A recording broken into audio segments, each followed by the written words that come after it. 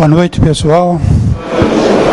Com muita satisfação eu recebi o convite para falar com vocês hoje à noite. E o assunto vai ser Evangelho.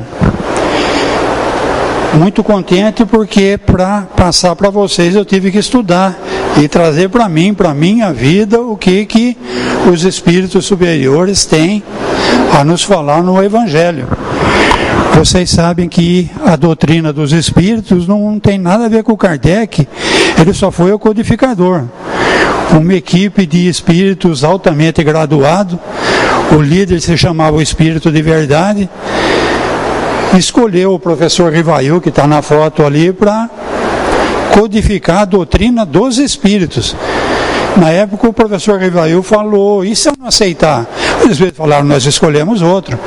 Quer dizer que a doutrina dos espíritos superiores era necessário à humanidade ter a evolução científica, está nos moldes que está nos dias de hoje, para esses espíritos superiores restabelecerem tudo aquilo que Jesus falou, e Jesus sabia que ia ser deturpado, tá? Então ele falou, mais à frente eu mando o Espírito de Verdade, que vai restabelecer tudo o que eu disse. Tudo nos planos da comunidade de espíritos puros, tá? E antes de iniciar, então, vamos fazer um agradecimento à equipe espiritual que cuidou da higienização, a preparação do ambiente, a equipe espiritual que está agora a postos, cuidando da segurança, da proteção espiritual nossa, de modo que a gente tenha um ambiente harmonioso. E principalmente agradecer à equipe que toda segunda-feira vem aqui nos assistir, nos consolar, nos inspirar, que é a forma pela qual eles trabalham. Com a inspiração. São eles que dão uns toques para a gente, presta atenção nisso. E lá fora principalmente, tá? Porque ser espírita, como dizem, aqui na casa é facinho. Mamão com mel. O problema é lá fora. Se lá fora nós estivermos sintonizados nessa espiritualidade superior, eles não vão aparecer na nossa frente, não. Eles trabalham com a inspiração. O problema é que os inimigos também trabalham com a inspiração. Então, em última análise, vai depender da gente sintonizar o FM e o AM. Quem está no botão da sintonia somos sempre nós, tá? Então vamos lá. Prece de gratidão. Senhor Jesus, pela bênção da tua doutrina santa que nos apoia e levanta para o reino do amor, pela paz que nos oferta, pela esperança divina que nos conforta e ilumina. Bendito seja, Senhor. Pela carícia do lar, doce templo de carinho, que nos concedes por ninho, céu na terra, campo em flor, pelo aconchego suave da afeição que nos aquece, pelo consolo da prece. Bendito seja, Senhor. Pelo tesouro sublime de graças da natureza, pela serena beleza do mar, do jardim, da cor, pela fonte que entretece poemas e melodia, pelo pão de cada dia. Bendito seja, Senhor.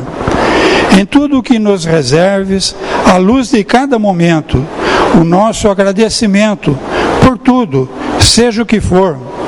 Vivemos, Jesus querido, na alegria de encontrar-te, cantando por toda parte.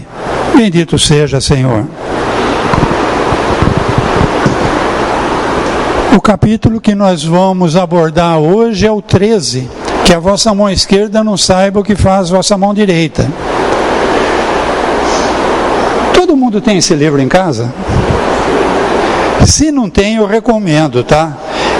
Nas boas livrarias, tem uma edição daí, desse livro custa R$ 5,20, é uma bagatela, é menos que o preço de um gibi da Mônica.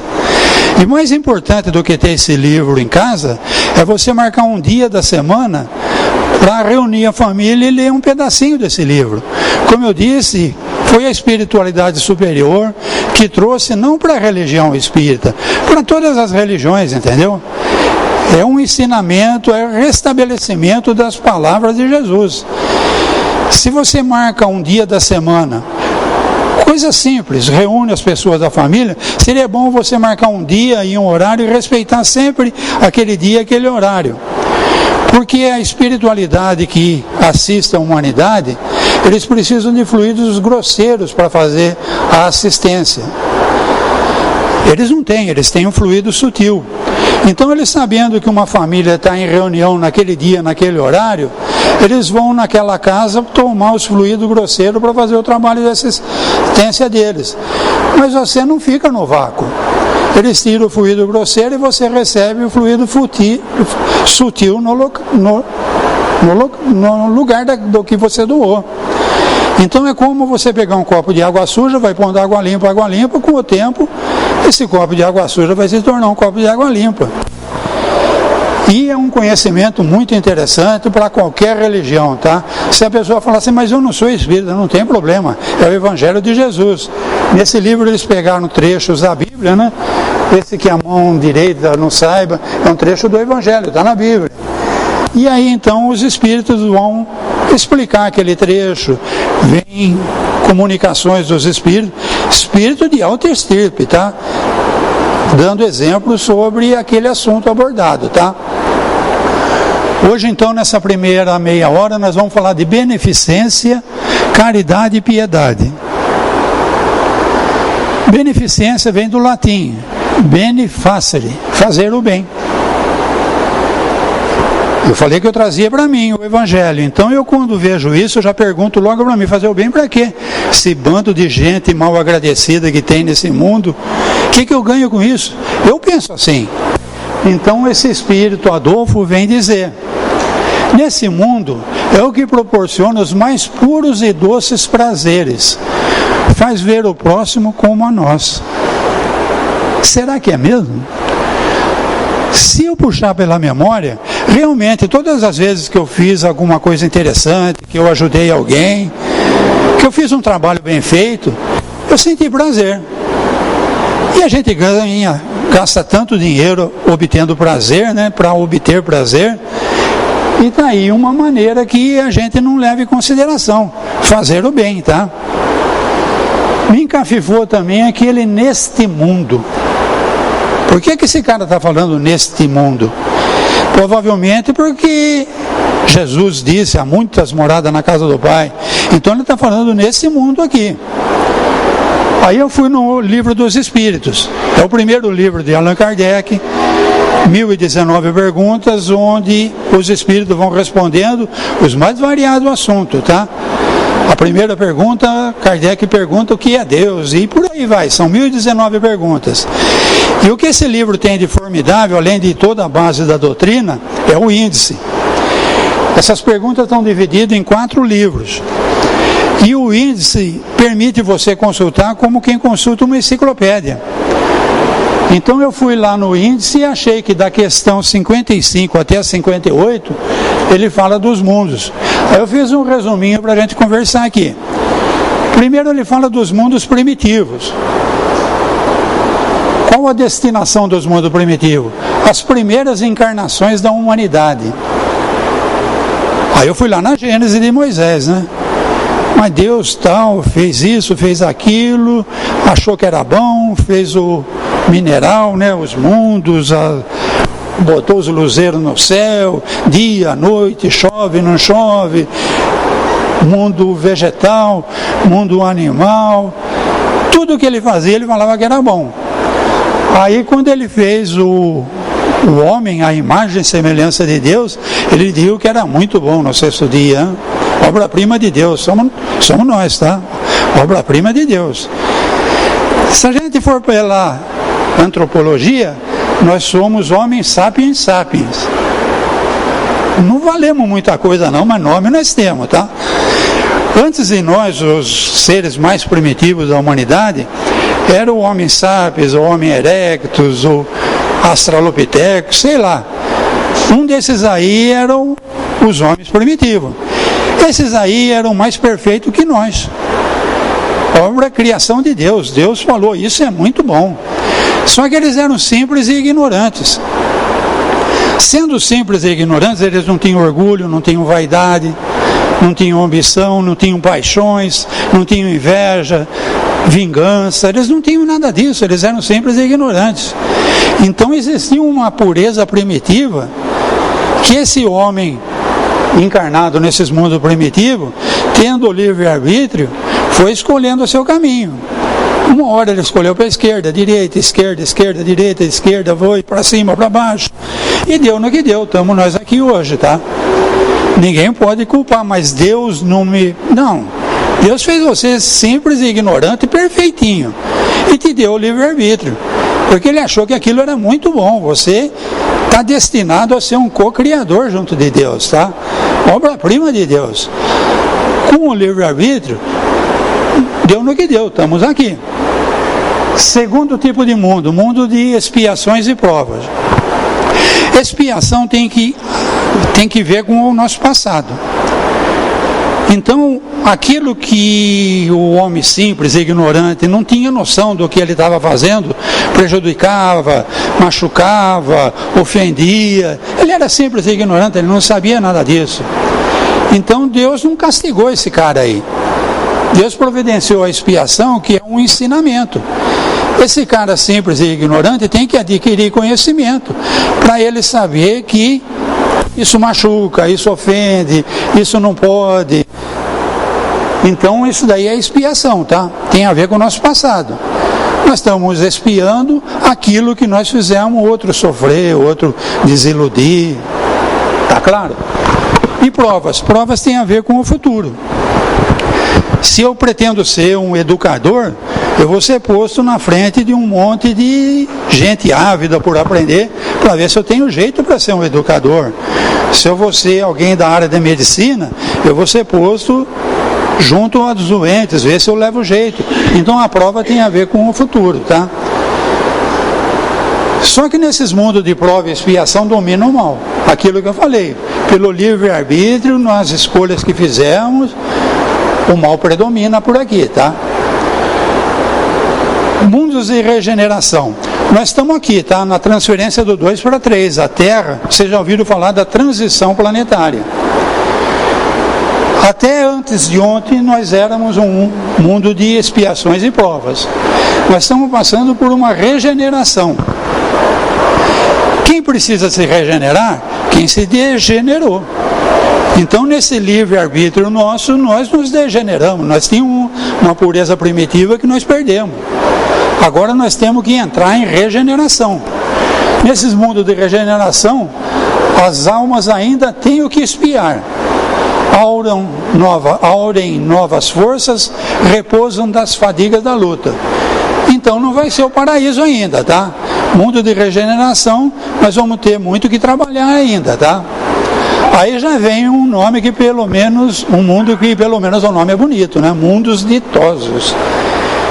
Eu não sei o que é isso porque eu nunca estive lá, tá? Eu comecei simples e ignorante, estou no prova e expiação, querendo entrar na regeneração. Mundo ditoso deve ser uma maravilha. Diz ele lá que o bem sobrepuja o mal. Realmente é um lugar legal para viver, né? E o quinto categoria é o mundo celestes ou divino. Habitações de espíritos depurados, onde exclusivamente reina o bem. Porque Deus fez eles melhor que nós? Não. Deus fez eles simples e ignorante, primitivo, fizeram toda uma escalada, tá? E agora estão lá. Então Jesus, quando encarnou, ele veio de um mundo desses aí.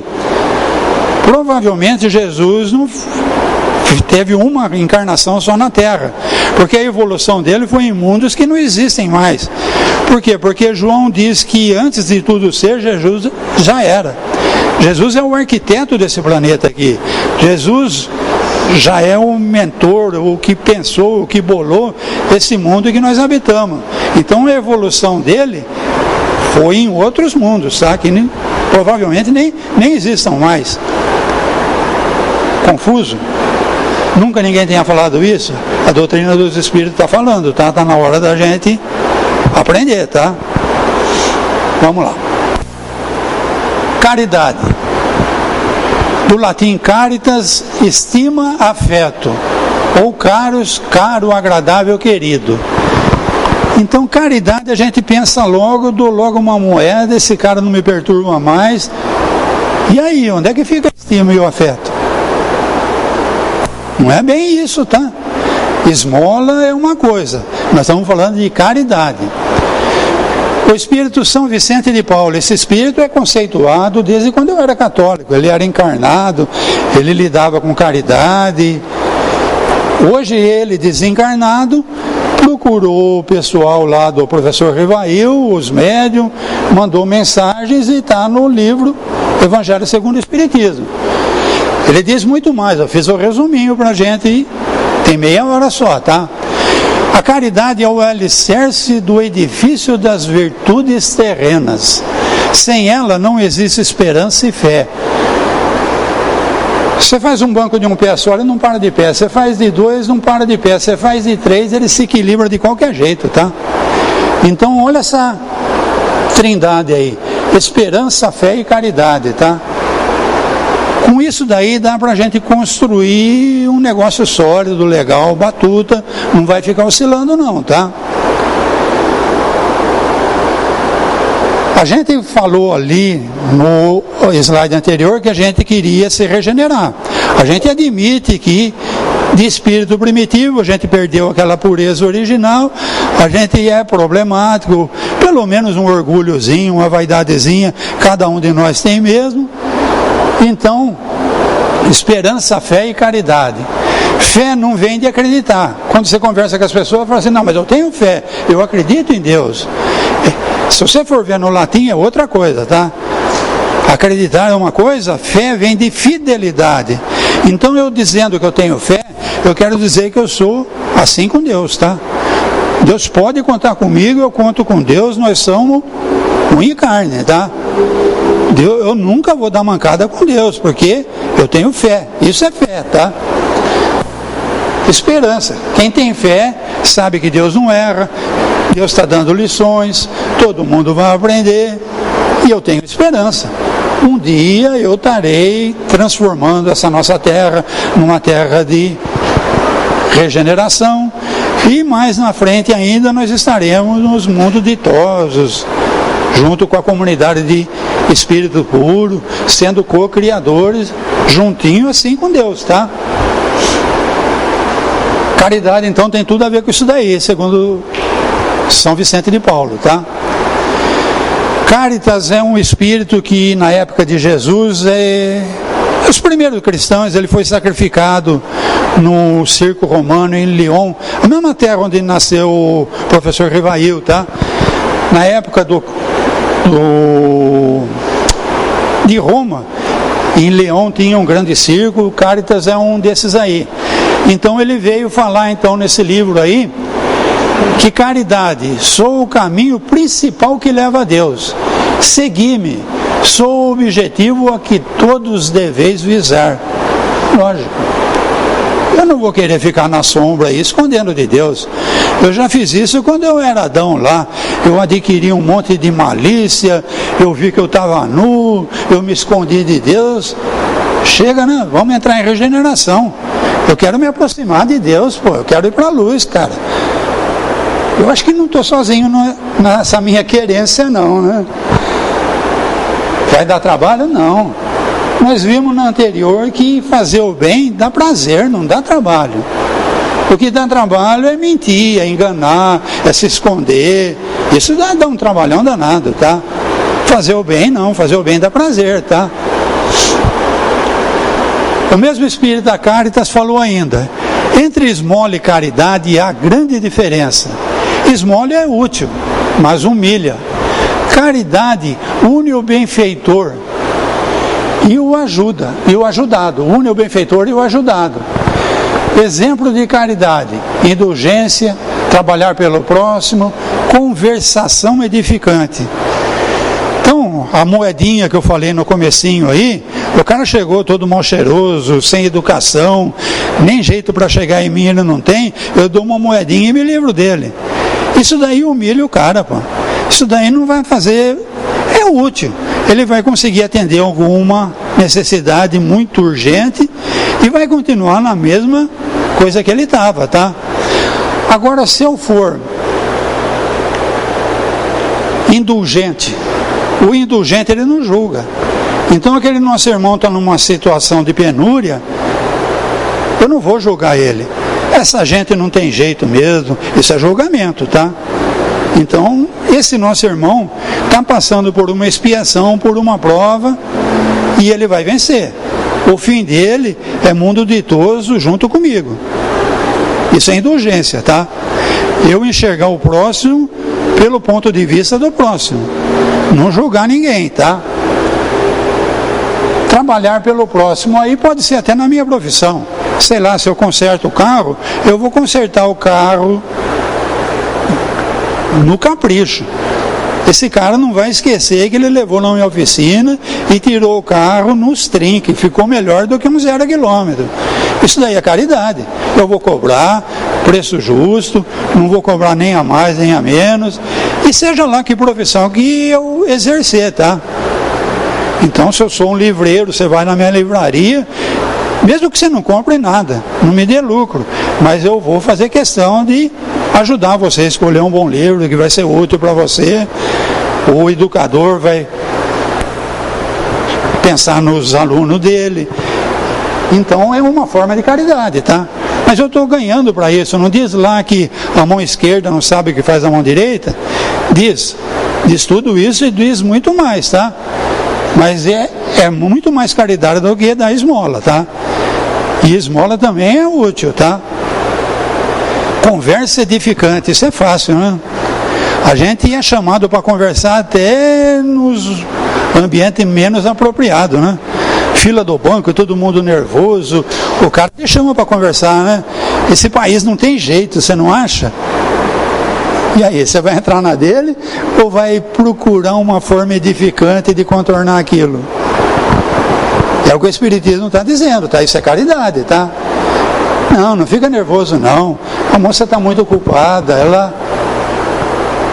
É a função dela, né? Ela está...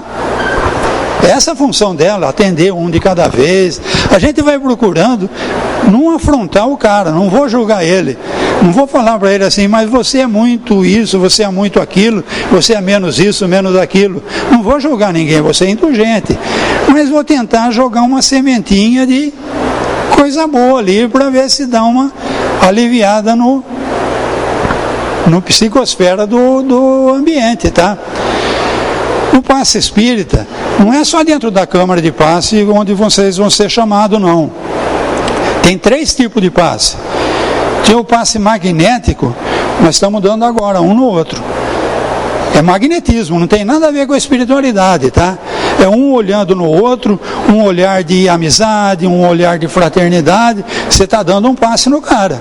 Então, na fila do banco, você olhou para aquele cara que está nervosinho, com um olhar de se acalma aí, meu irmão, mesmo que você não falar nada, você já está ajudando a mudar a psicosfera, tá? Você já está fazendo caridade já. Se você não fizer nada, só essa postura sua de pacificador, de tranquilizador, já é um passe, tá? Eu falei que tinha 3 tipos, né? O segundo tipo é o passe espiritual. A equipe de segunda-feira está trabalhando aqui, ninguém está percebendo. É eles com eles mesmo e estão resolvendo muita coisa aqui mesmo. Antes de vocês irem na Câmara de Passe, eles já estão trabalhando. Passe magnético, passe espiritual. E na Câmara de Passe, o que é? Na Câmara de Passe é um misto. Então, aquilo que a espiritualidade não conseguiu fazer diretamente no passe espiritual, dentro da Câmara de Passe, eles vão usar o fluido grosseiro do médium, e ali vai ser um passe misto, onde vai entrar a energia grosseira do médium, a espiritual, e se você entrar lá com aquela fé, aquela esperança, funciona a barbaridade, tá? Agora, muita gente fala assim, mas eu não vi nada, o fulano não estralou o dedo, não fungou na minha orelha, será que o passe dele é forte? Não repara nada disso não, tá, gente? A coisa é simples, Vocês lembram daquela... Eu estou fugindo do assunto, mas não tem problema não. Tudo a ver, tá? Aquela moça que sofria de hemorragia há vários anos. Ela era uma moça muito boa, ela tinha muito cuidado com a família. Ela estava preocupada que a mãe dela estava doente, era ela que cuidava de tudo. E ela estava praticamente desesperada, porque na época não tinha nada que curava aquela moça. ela já estava com uma idade mais madura, ela já tinha uma anemia, uma fraqueza, e ela ouviu falar que estava passando um moço ali onde ela morava que fazia curas. E ela se encheu de fé e de esperança e falou, eu vou lá.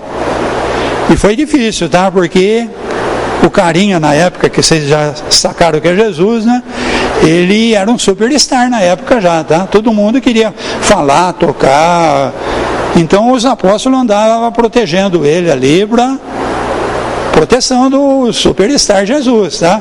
E ela, com um sacrifício enorme, conseguiu relar a mão na roupa dele.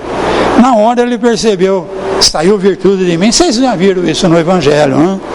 Então vocês viram que Jesus estava ali naquele povo todo, aquela confusão, não sei nem onde estava a cabeça dele, mas ele percebeu que houve um tchum ali, né? E ele olhou e ela estava em êxtase, né? Porque ela sentiu aquele fluxo de energia que entrou, tá?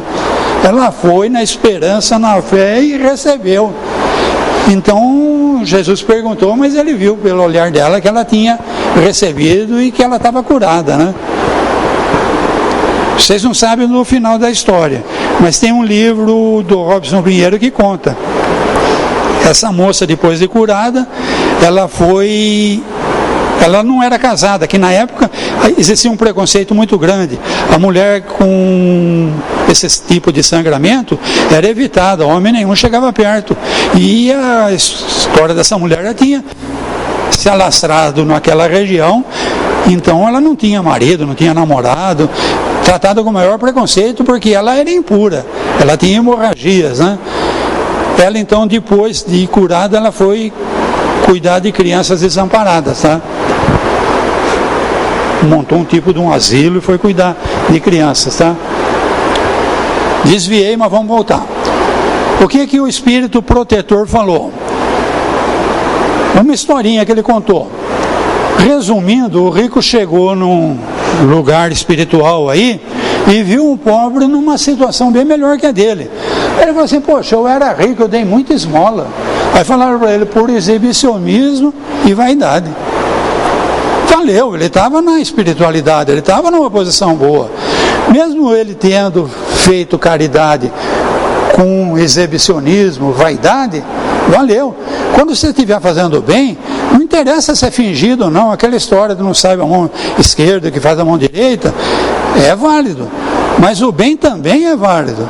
Então, se você está fazendo por vaidade, por exibicionismo, você está fazendo o bem. Você vai ter méritos. Agora o pobre estava em situação melhor por quê? Ele foi pobre e doou pouco. Mas ele foi indulgente. E ele fez a caridade. Então, você vai obter o bem. Você vai para uma situação favorecida. Mas se você fizer sem saber a mão esquerda o que faz a mão direita, vai ter muito mais valor, tá? Para encerrar então, eu vou falar de piedade. Piedade vem do latim pietas, virtude que inspira devoção a coisas santas e atos de amor e compaixão. É a virtude que mais vos aproxima dos anjos. Ela é irmã da caridade e conduz a Deus. Então ter piedade não é ficar no sofá ali, oh, eu tenho tanta piedade.